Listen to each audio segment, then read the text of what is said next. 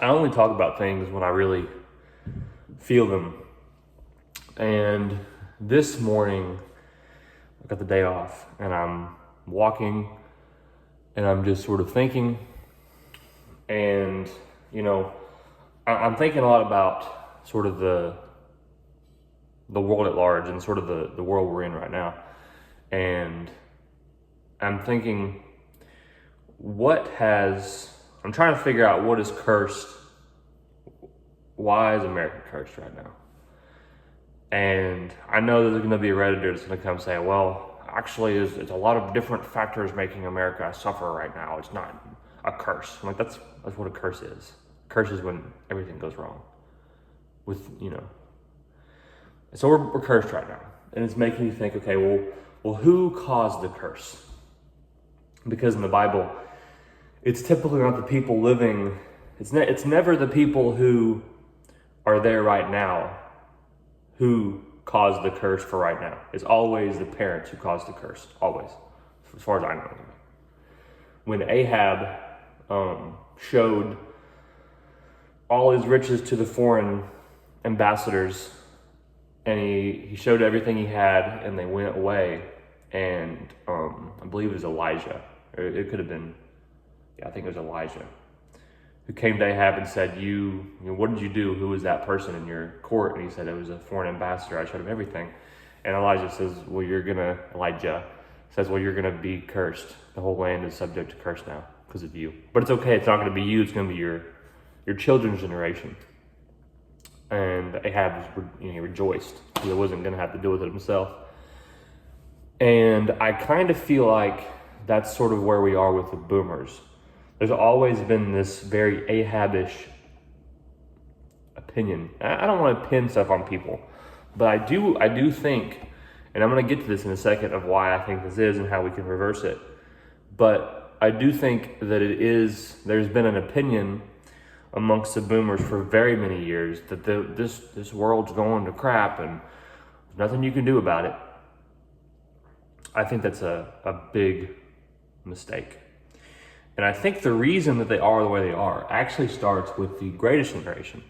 I think that the greatest generation mistaked love and opportunity for material possessions and money. And I think what they did was they raised a generation of people who value money or material comfort and happiness over everything else. And I think, Gen Z, we get a very, very bad rap. And yes, I'm Gen Z. I know I look old, but I'm not. I'm 23. We get a very bad rap about how we are. And I think it's because we've inherited the disaster. We were born in the curse. We didn't know the good times. I think what happened was when Gen X was young, they didn't get enough love because the boomers were pursuing partying.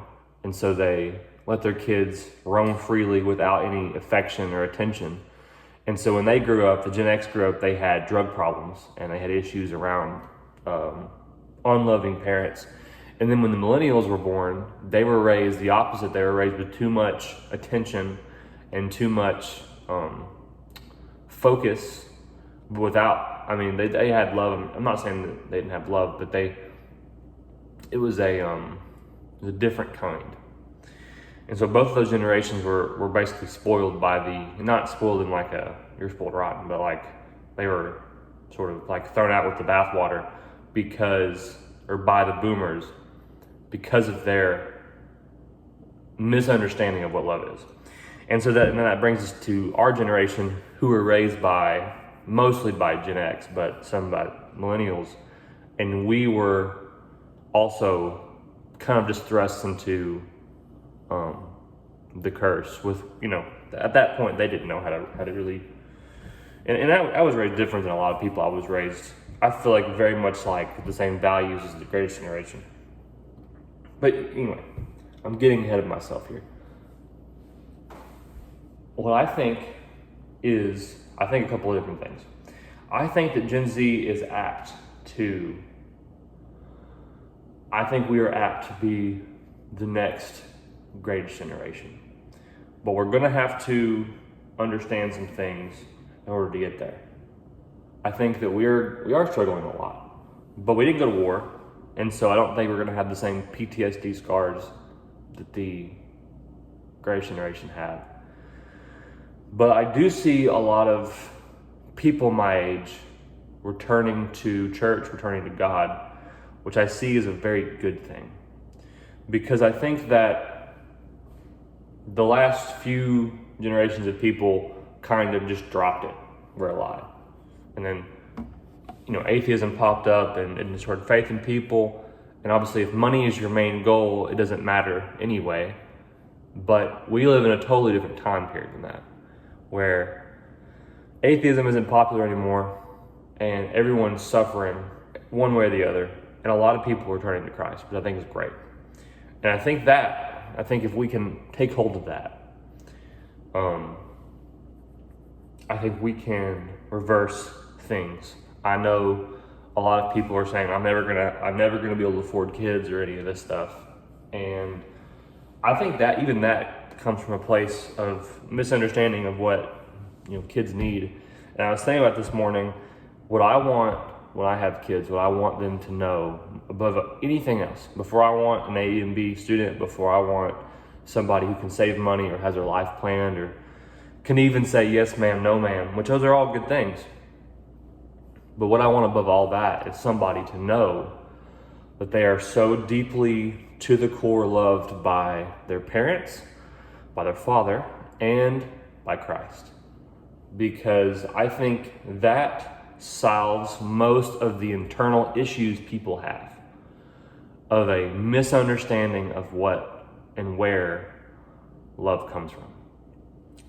I think if everybody had that, we would see most of the issues, most of the major problems in the world. I'm not saying people wouldn't still go and sin or make mistakes or be bad in some way, but I think that the huge overarching generational issues we have would be erased by people who were loved. That's my thesis, honestly. I think that we could reverse the curse through even 10% of us really got seated in beloved identity and knew we were loved by God and by Christ to such an extent that we acted and behaved differently because of it and treated other people differently because of it. I think we could reverse what's happening right now. And not in a material way. I'm not saying we're going to all be rich when we're old. I don't even care if that's, I don't care about that. Probably better if we weren't. But if society can be rebuilt and people can start to connect again and people can be not trapped in these cages of gambling and degeneracy, basically. Right now, there's so many forms of ways of wasting your money and being sucked into things that destroy you. That's such a thing right now. I think that could be reversed. So my encouragement is, if you're like me and you're somebody in your 20s who's been changed, who's been actually transformed by Christ, first of all, be patient and understand that you are an actor just existing. You're helping to reverse this just by being here. You don't have to go out and be Charlie Kirk and preach to people at a college. And if you're called to do that, good on you. I'm not saying don't do that. I'm just saying you being somebody, a little ember, ember to God, I think that in of itself is enough for you until you're told to do something different. But we need people like that. We need people like the old grandmas who,